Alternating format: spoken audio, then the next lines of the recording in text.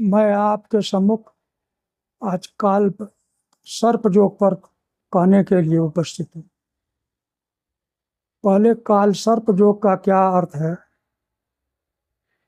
इसे समझें। काल शब्द जो है समय का भी वाचक है और अंत समय अर्थात मृत्यु का भी वाचक। तो काल और सर्प सर्प का जो मुख होता है उसमें विष होती है और सर्प जब किसी को मुख के द्वारा आघात करता है तो विष उसमें उड़ेल देता है। इसलिए सर्प स्वयं जो है काल का प्रतीक है। गांव में आज भी जो है सर्प जब लोग देखते हैं तो यह कहते हैं कि अब काल आ गया, कोई सर्प नहीं कहता। अब यहाँ है कि सर्प क्या है, तो सर्प तो पूरे शरीर को कहते हैं जिसमें नाग का जो है मुख और पुच्छ दोनों होता है। लेकिन ज्योतिष की परिभाषा में कहते हैं कि पुच्छ जो है केतु का प्रतीक है और मुंह में ही जो है सर्प के विष होता है, इसलिए वह काल का प्रतीक है। इसी को ध्यान में रख करके संभवतः इस शब्द का प्रयोग किया गया। मैंने बृहत पाराशर होरा शास्त्र जो ऋषिकृत एकमात्र ज्योतिष का ग्रंथ उपलब्ध है, यह सिद्धांत भी एक कलौ पाराशर स्मृत। महर्षि पाराशर ने नाभस योगों के वर्णन में एक दल संख्या का उल्लेख किया है, जिसमें उन्होंने कहा है कि केंद्र त्रयगत सौम्य पापैर्बादल संज्ञको। अगर 3 सौम्य ग्रह या 3 पापग्रह केंद्र में हो तो उसकी दल संज्ञा होती है। लेकिन कहते हैं उसमें भी क्रम से जो है क्रमान माला भुजंगाख्यो। अगर 3 सौम्य ग्रह किसी केंद्र में हो तो उसे माला योग कहते हैं, और अगर 3 पापग्रह केंद्र में हो तो उसे भुजंग योग कहते हैं। शुभाशुभ फल प्रदौ, तो माला योग शुभ प्रदान करता है और सर्प योग जो है अशुभ प्रदान करता है। महर्षि पाराशर के बृहत पाराशर होरा शास्त्र के अतिरिक्त और विद्वानों ने जो ग्रंथों का ज्योतिष का पठन किया है, वस्तुतः यह कहिए ये सारे ज्योतिष के जो ग्रंथ हैं पाराशर के उत्तरकारी, यह सब जो है विद्वानों के अनुभव पर और पाराशर होरा शास्त्र का अनुकरण करके ही जाते रचे गए हैं, जिसमें मुख्य रूप से जातक पारिजात, सारावली, बृहद जातकम, जातक सारजीत, जातकाभरण, जातका अलंकार, जातक भूषण, शंभु होरा प्रकाश इत्यादि असंख्य ज्योतिष के ग्रंथ हैं। मैंने बृहद पाराशर होरा शास्त्र का सम्यक अध्ययन किया, बृहद जातक में भी देखा। बृहद जातक में उसी नाभस योगाध्याय में जो महर्षि पाराशर का सर्प योग है वही उल्लेख है। प्राय सभी ज्योतिष के मान्य ग्रंथों में और मान्य विद्वानों ने सर्प योग की व्याख्या की है जो महर्षि पाराशर ने पहले की है। काल सर्प योग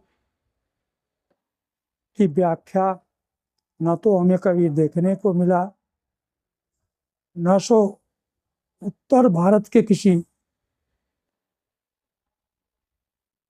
विज्ञ ज्योतिषी के मुख से ही मैंने यह सुना। यह भ्रांति कहाँ से पैदा हुई, यह काल सर्प योग कहाँ से आया, मैं इसके विषय में अनभिज्ञ हूँ। प्रायः सुनने को आता है कि दक्षिण भारत में इसका प्रचार प्रसार हुआ।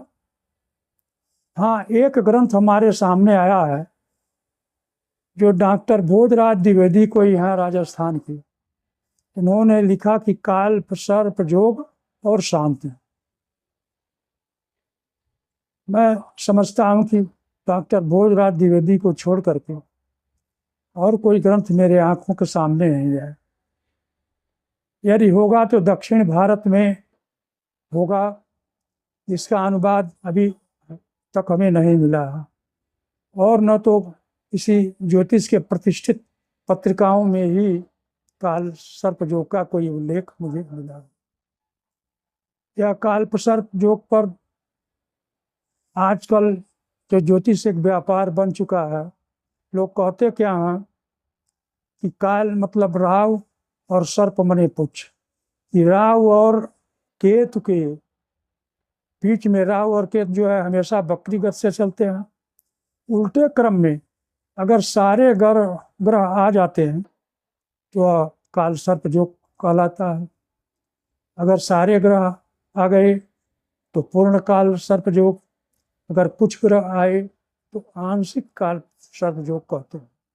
और इसके लिए जनता को अपने पास आए हुए जजमान को गुमराह करते हैं, लंबा लंबा अनुष्ठान कराते हैं। हमारे समझ से यह सब एक भ्रम है। काल सर्प योग न तो प्राचीन काल में कहीं इसका उल्लेख है, न तो किसी को मैंने इसका लाभ होते ही देखा है। और बड़े बड़े महापुरुषों की कुंडली में भी हमने काल सर्प योग देखा है।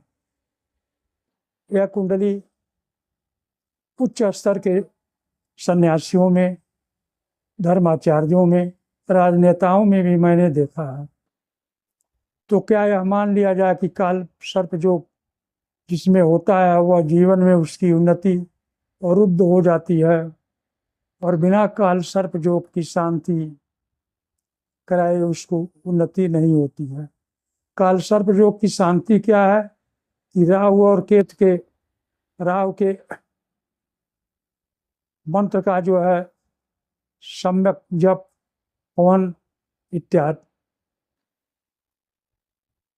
मैं अपने ज्ञान के अनुसार आज इस भ्रांति का दिग्दर्शन सामान्य ज्योतिष में रुचि रखने वाले लोगों के लिए और सामान्य जनता के लिए भी उपस्थित कर रहा हूँ कि जहाँ भी काल सर्प योग की बात अगर कोई पुरोहित या ज्योतिषी कहता है तो उसके चक्कर में न पड़ा।